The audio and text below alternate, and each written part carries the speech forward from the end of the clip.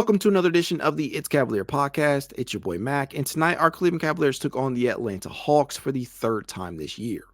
Cleveland had won the previous two matchups earlier this season, and in the first game back on November 28th, Donovan Mitchell absolutely went off as he notched his second 40-point effort of the season as the Cavs dominated the Hawks, outscoring them in 3 out of the 4 quarters, including a massive 38 in the third quarter alone.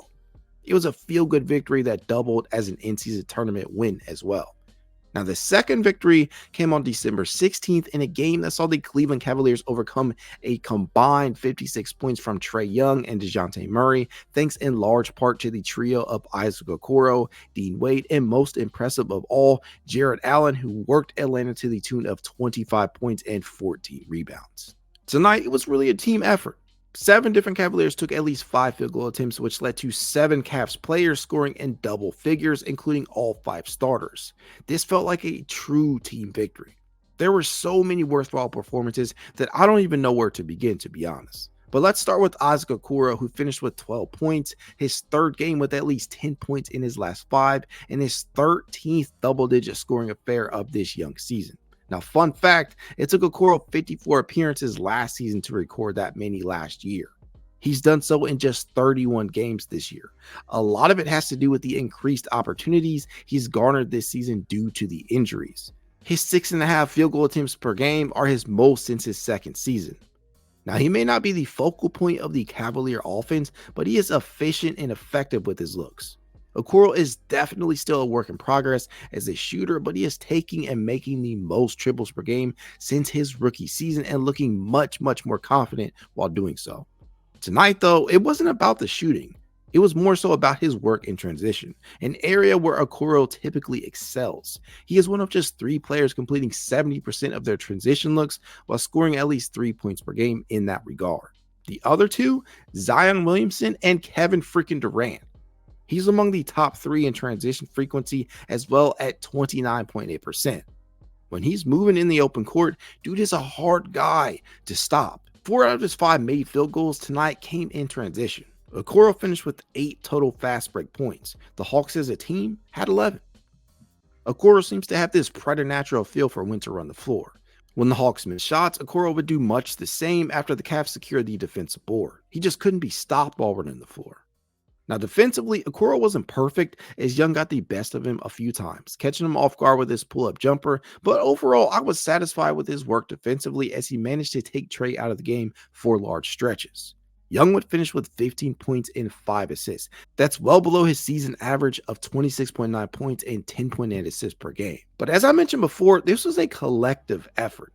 Another performance worth discussing came from that of Donovan Mitchell, who finished with his 17th game with 6 or more assists. He has steadily turned into one of the NBA's best combo guards and is now averaging 27.8 points per game and 5.9 assists.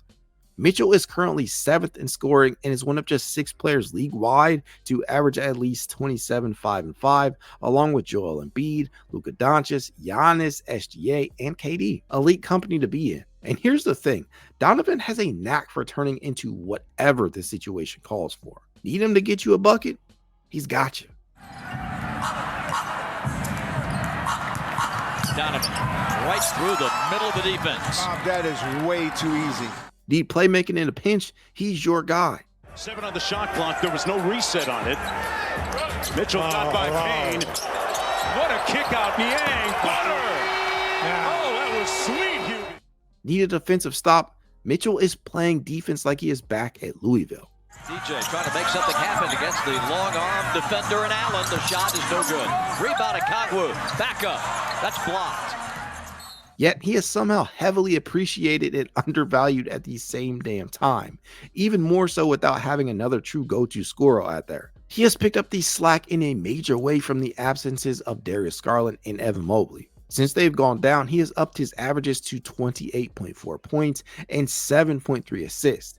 He is playing at an MVP level, and in my opinion, however biased it may come off, is that he should be a finalist for that award. Spider has put this team on his back on so many occasions already, whether it be his 45-point explosion in Paris to lead the Cavs to victory over the Brooklyn Nets, or his 40 points over the Atlanta Hawks earlier this season, or his well-balanced performances against the Golden State Warriors, which led to a season sweep of them, by the way. Donovan has taken this team to the next level. You know who else had another big performance? Jarrett Allen.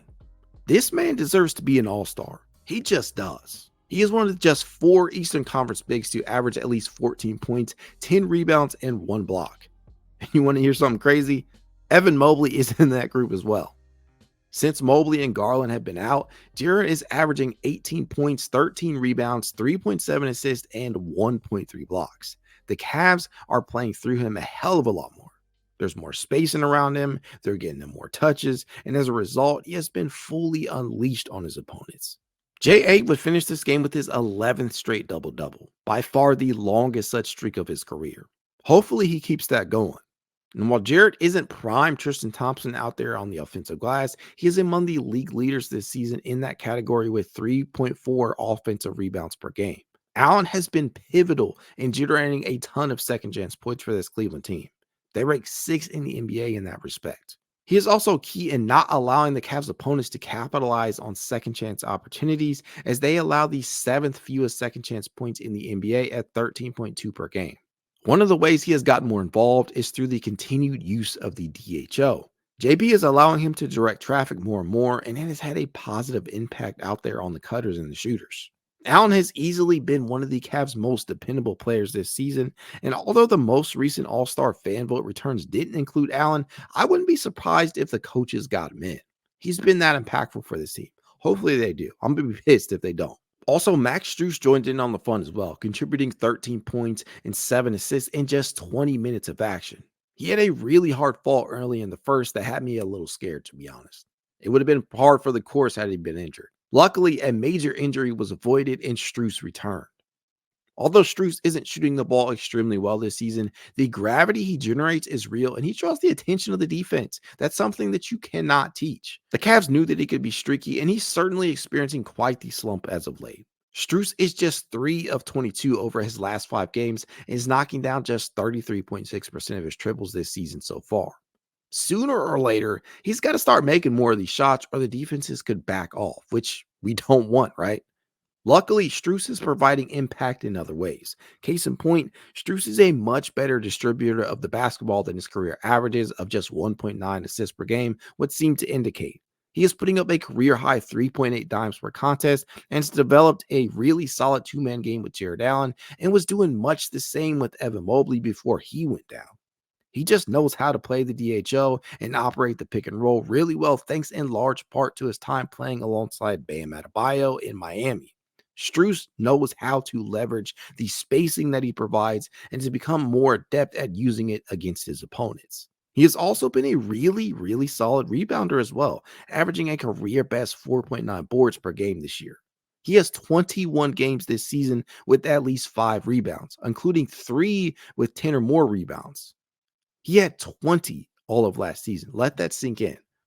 This was an unexpected development, but hey, I'll take it, especially without Evan Mobley being available. And to be honest, the Cavs have done a pretty good job at team rebounding. They rank 6th in the league in overall rebounds per game with 45.3, a number that rises to 47.2 over the last 15 games, which coincides with Evan and Darius being out. Now, on the other side of the ball, Mad Max isn't quite Isaac Okoro out there at the point of attack, but he has more than held his own. He is averaging the most blocks and steals of his career, and as long as he can continue to tread water on that end while providing an upgrade in the spacing department over last season, which he's doing, he could and should continue to see heavier rotational minutes as long as he is healthy. His 33.2 minutes per game are far and away the highest mark of his career. And when Strus isn't playing well, you now have the option of trotting out the league's next great flamethrower out there. Man, y'all know who I'm talking about. Sam motherfucking Merrill, the literal embodiment of TNT himself. He put up 18 points in this one, and while he may not have had the most efficient night, he still drilled 5 triples and made the defense pay for leaving him alone. Merrill has now made 58. Yes, 58 total three-pointers this year, which is more than his previous 3 seasons combined. The fact that he has knocked down 41.4% of them is just astounding to me. We got to get this man into the three-point contest. I keep seeing that everywhere, but I seriously hope it happens. Make it happen. Y'all want to know something crazy? He will probably be in the top 50 in franchise history in total triples made by the end of the season, assuming he continues to just see regular run. Now, the target number here, folks, is 34. Y'all heard that right. Sam Merrill needs just 34 more threes to move past Juan Wagner for a spot in the top 50. This just kind of illustrates the difference between the eras, in my opinion. Now, Wagner spent 3 seasons in white and gold and only made 91 triples his entire time, while guys like Mack Strus, Lauri Markkanen, and pretty soon Merrill needed just one. Of course, there are exceptions like 3-time All-Star Dan Marley, who drilled 146 in just a single season with Cleveland, but it's much more common to see due to the sheer volume the three ball is attempted at these days. People are letting it fly. Merrill is far from just a shooter too, and you'd be sadly mistaken if that's your takeaway when watching him play. He's a pretty solid facilitator and isn't a player who is prone to gunning. He will absolutely look to get his teammates open and will make the extra pass when necessary, which is nice. Over his last 5 games, Merrill is averaging 3.4 assists. He is giving a nice boost of playmaking to this Cavs bench unit. I love it, man. I do. Defensively, Merrill has held up much better than I thought him capable of. He has drawn 7 charges already. Tonight, he held his individual matchups to 2 of 7 from the field. He made Bogdanovic feel his presence as he stayed plastered to him often. Overall, through 25 appearances, he has held opponents to 43 of 109, or 39.4% from the field overall. He is very good at the point of attack. George Niang was also very good in this one as well. And after coming off his career night against the Milwaukee Bucks, in which he put up 33 points on an ultra-efficient 13 of 14 from the field, it was clear that his shooting had carried over. He drilled 5 triples in that one. He knocked down 4 in this matchup. He has now drilled 17 threes in his last 5 games and 74 total on the season. Niang got off to an icy start to begin the season. In his first 20 games, Niang was averaging 8.4 points and completing just 34.8% of his triples. In his last 20, he is up to 10.3 points and 38.7% respectively. Now, he isn't quite knocking them down like he has the past 5 seasons, but he's getting damn close to it. He is converting on 38.1% of his catch and shoot triples and has become a very reliable option off the bench for this Cavs team. The minivan has truly become the G-Wagon. He doesn't take no shit and he'll let you know about it. I love it. Niang is averaging a career best 9.3 points per game and 3.8 boards this season and has done well in his new role. So far, this has been a worthwhile signing. Kudos to Kobe Altman for that. But Cavs fans, my God, Cavs fans, there was perhaps no more impressive performance in this game than that of Dean Wade. Dean Jackson Wade was absolutely cash money. The stats do not often tell the whole story when it comes to Dean Wade. I mean, hell, 5.7 points per game and 4.5 rebounds in 22 minutes per game doesn't scream impactful at all on this surface. But I implore you to look past the sheer counting stats when it comes to Wade because the box score rarely does him justice.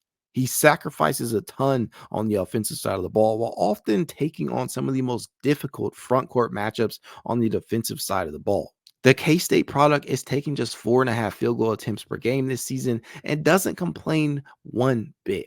He knows what the Cavs ask of him and he is happy to oblige. You need players like this to compete for championships, and not just basketball, but any sport, honestly. He embodies the idea that is team basketball to the fullest. Tonight, Wade finished with 17 points on 6 of 7 from the field. And the best part, he drilled 5 triples. Wade just looked confident as hell out there, which hasn't always seemed to be the case this season. And when he lets it fly, he can do some real damage from beyond the arc. This is exactly the level of play that we all know that he is capable of. He just needs to do it more consistently to earn the respect of the general fans. Wade has taken the bulk of his threes from above the break, but where he has been really solid is from the corners, where he is a combined 49.8%. He is red hot in that right corner, though, finishing 14 of 26 of them, which is good for 53.8%. Though he is now shooting 38.6% from three-point distance on the season, he still isn't necessarily drawing a ton of gravity.